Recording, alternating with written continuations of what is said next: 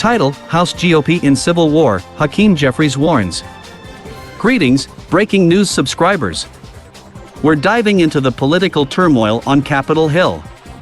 House Minority Leader Hakeem Jeffries has voiced his concerns about the state of the House GOP.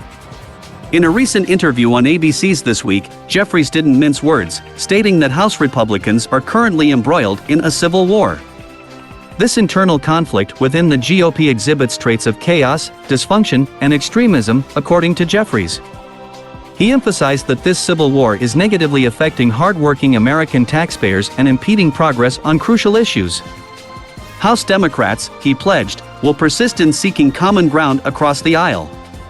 In conclusion, it's crucial for our viewers to stay informed about the political dynamics shaping our nation. We encourage you to subscribe to Breaking News, share our content with friends, and activate the notification bell on YouTube to receive updates on our latest videos. This report was crafted by the dedicated team at Breaking News. Thank you for your continued support.